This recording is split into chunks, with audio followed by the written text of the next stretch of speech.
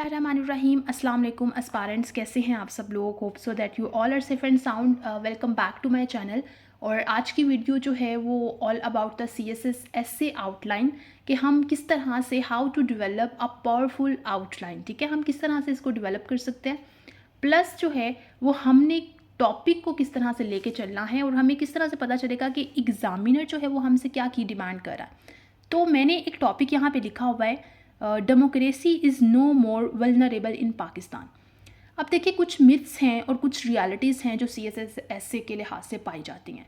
कुछ टीचर्स इस चीज़ पे बहुत ज़्यादा फोकस करते हैं कि हमने जो है वो किस तरह से ऐसे की टाइप्स पे फोकस करना है। जी, ये ऐसे की टाइप्स एक्सपोजिटरी है, ये नरेटिव है, ये एक्सप्लेनेटरी है, तो इसका स्ट्रक्चर डिफरेंट होता है, ये डिफ़िकल्ट होता है। ऐसा बिल्कुल भी नहीं होता। एसेस जो हैं वो आपकी डिपेंड करते हैं एग्जामिनर की डिमांड पे, यानी उसने जो आपको स्टेटमेंट दी है उसके ऊपर आपका ऐसे डिपेंड कर रहा होता है। नो मैटर कि वो आपका एक्सपोजिटरी ऐसे है, लिटरेरी ऐसे है, but the problem is there कि आपको जस्ट ये चीज़ फील होनी चाहिए कि आपने कितना मैनेजेबल और कितना अच्छी तरीके से उसको रिप्रेजेंट करना है। Now the topic is in front of you, democracy is no more vulnerable in Pakistan. Now what's the nature of the topic. ठीक है, इसकी नेचर क्या है? इसकी नेचर सम हाउ जो है वो नरेशन वाली है, यानी आप इसमें आर्ग्यूमेंट दे सकते हो, आप इसको लिटरेरी कह सकते हो। It's the mixture of both. अब आप किसी भी टॉपिक को स्पेसिफिकली ये नहीं कह सकते कि भाई ये आर्ग्यूमेंटेटिव कैसे हुआ या ये एक्सप्लेनेटरी कैसे हुआ, ऐसा बिल्कुल भी नहीं होता। अब जिस तरह democracy is no more vulnerable in Pakistan means that democracy जो है वो अब वीकर या वीक नहीं रही, अब ये जो है ये नरिश्ड होना स्टार्ट हो गई है।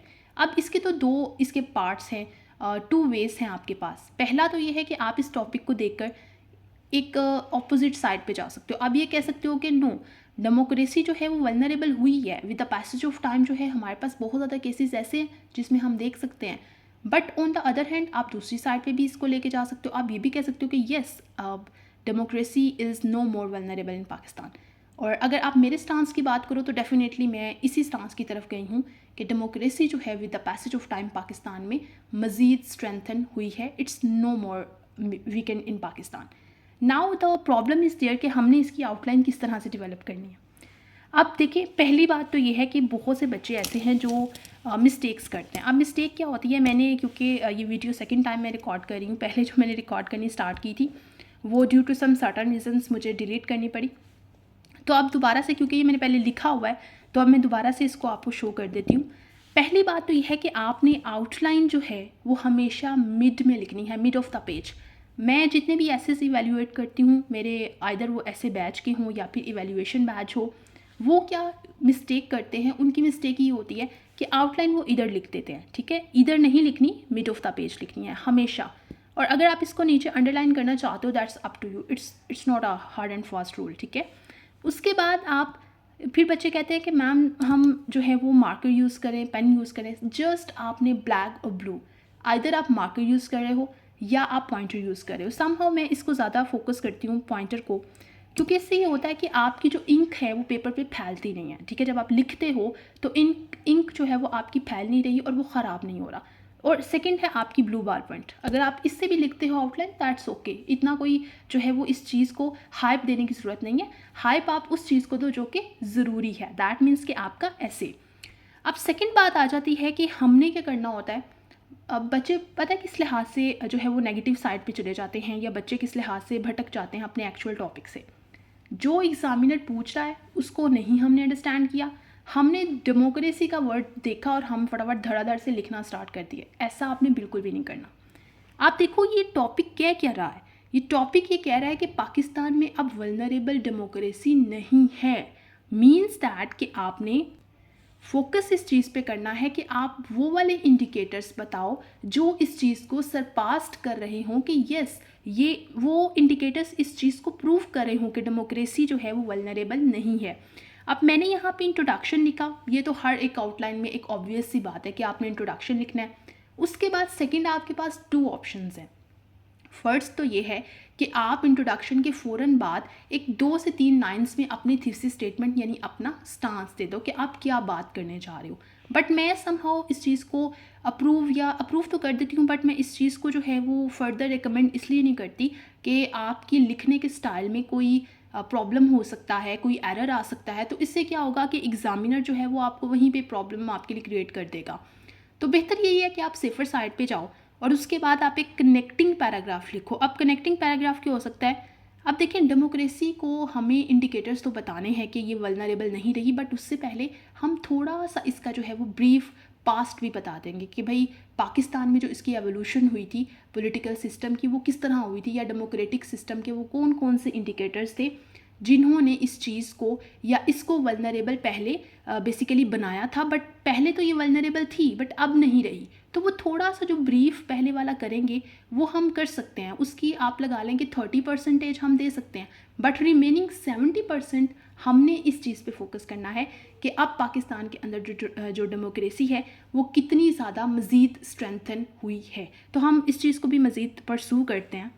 ओके, अब फर्दर जो है मैंने यहाँ पे बताया indicators behind the derailment of democracy in Pakistan, sorry past. अब मैं यहाँ पे थोड़ा सा जो है वो पास्ट को हिट कर रही हूँ, बता रही हूँ, या हम टच कर रहे हैं थोड़ा सा पास्ट को।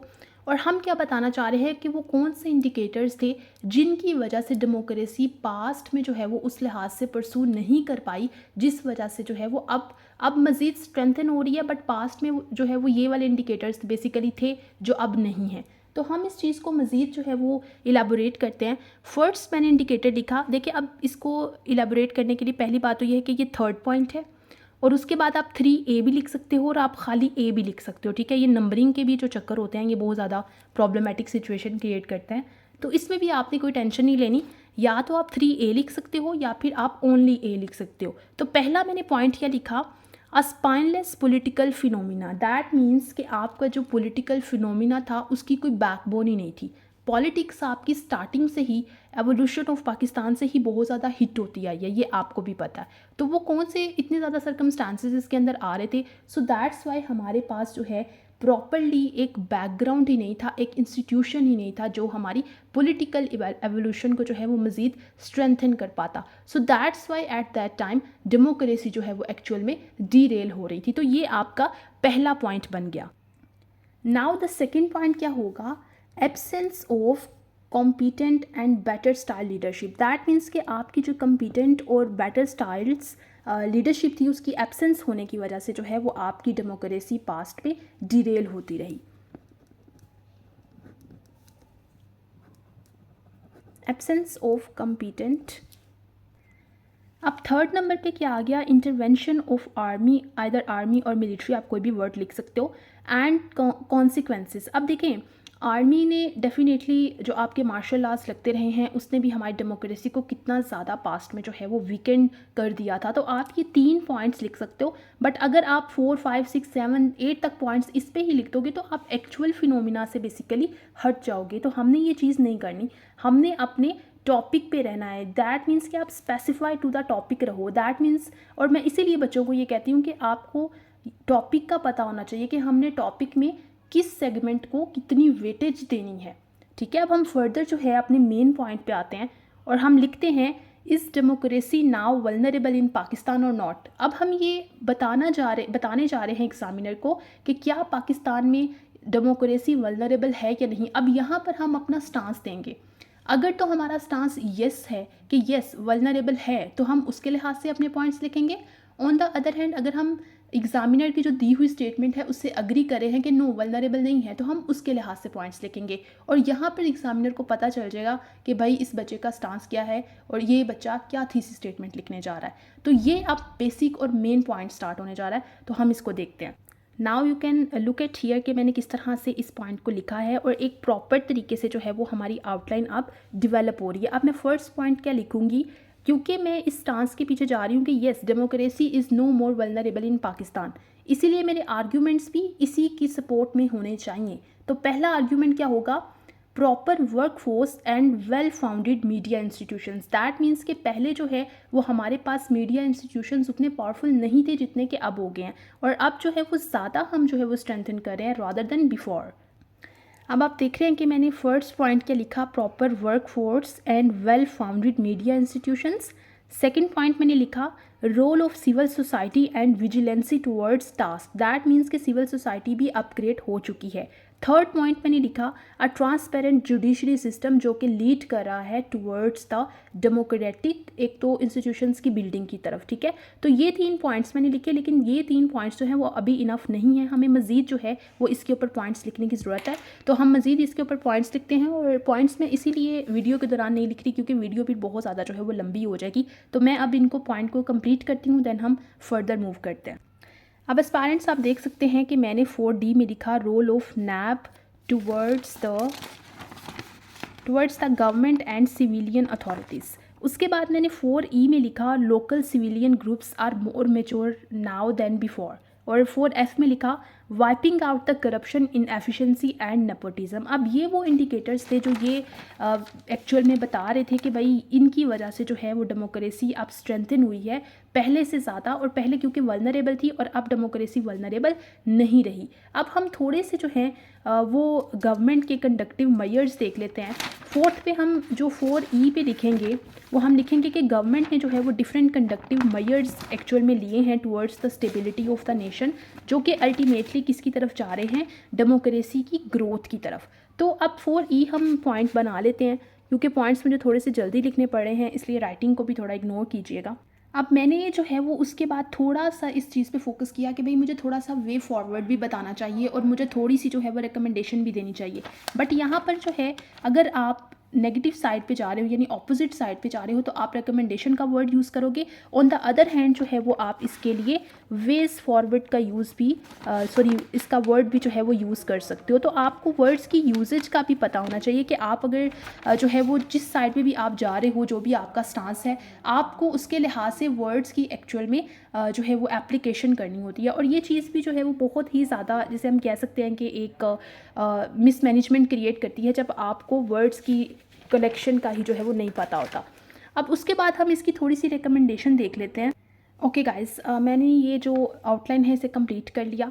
अब देखिए रिकमेंडेशंस तो मैं इसको नहीं कहूँगी, वेज फॉरवर्ड ही कहूँगी फ्यूचर के लिए, ताकि हम मज़ीद जो है वो अगर अभी डेमोक्रेसी में थोड़ी बहुत प्रॉब्लम आ रही है तो मज़ीद इसको स्ट्रेंथन किस तरह से किया जा सकता है। बट रिमेंबर वन थिंग कि ये वाला जो स्टांस है ये इस चीज़ को प्रूव करता है कि डेमोक्रेसी जो है वो अब पाकिस्तान में वल्नरेबल नहीं रही।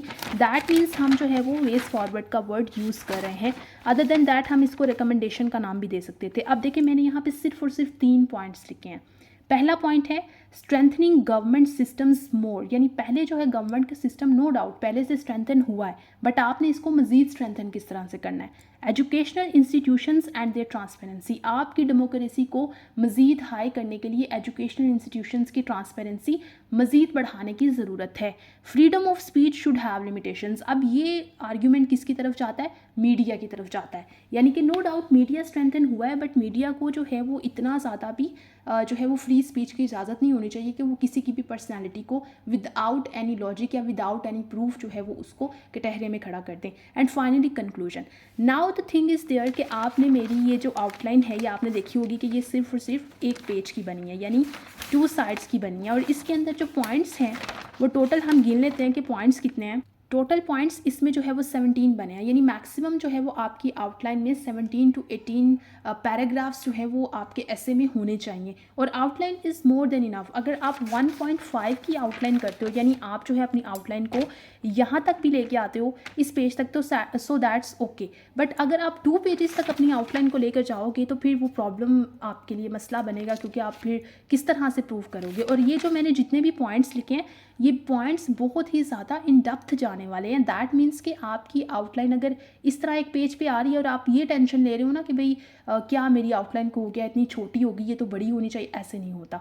ठीक है, आपकी जो क्वालिटेटिव आपके एक्चुअल्स में आइडियाज़ होने चाहिए, रादर देन कि आप इस चीज़ को फोकस करो कि क्वांटिटी किस तरह से है। सो होप सो कि आपने जो है वो इस चीज़ में, इस वीडियो में कुछ ना कुछ लर्न किया होगा, कुछ ना कुछ सीखा होगा। मैं एक दफ़ा जो है वो आपको आउटलाइन यहाँ पर दिखा देती हूँ कि किस तरह से मैंने जो है वो आउटलाइन के अंदर जो भी पॉइंट्स हैं आप इसको ताकि नोट कर सको, कॉपी पेस्ट या जो भी आप करना चाहो आप कर सकते हो, स्क्रीनशॉट ले सकते हो। सो आप देख लो कि किस तरह से मैंने आउटलाइन जो है ये डिराइव की है। और ये बहुत ज़्यादा फास्टली मैंने आउटलाइन बेसिकली ड्राइव किया है ताकि आप लोगों की वीडियो जो है वो मज़ीद ज़्यादा एक्सपैंड ना हो। तो इस तरह ही आपने हर एक टॉपिक की आउटलाइन बनानी होती है। कोई इसमें मुश्किल बात नहीं होती। 1 दफ़ा, 2 दफ़ा, 3 दफ़ा, मैक्सिमम 4 दफ़ा, 5 दफ़ा आपको मुश्किल होगी, बट अल्टीमेट आपने एक्सेल होना ही होना है। और एक्सेल वो बच्चा होता है जो प्रैक्टिस करता है। बच्चे, मैंने अपने एसेस जो है, ऐसे इवैल्यूएशन बैच भी स्टार्ट किया हुआ है, ऐसे बैच भी स्टार्ट किया हुआ है। तो अगर आप इसके अंदर जो है वो अपनी इनरोलमेंट करना चाहते हो तो आप डेफिनेटली कर सकते हो। और मेरे सेशन दूसरे सेशन से इंशाल्लाह डिफरेंशिएशन इसलिए होगी क्योंकि मैं प्रैक्टिस पे ज़्यादा बिलीव करती हूँ कि आपकी प्रैक्टिस हो प्लस इवैल्यूएशन हो, रादर देन कि हम जस्ट इस पे लेक्चर्स पे फोकस करें। स्टे ब्लेस्ड, टेक केयर, अल्लाह हाफिज़।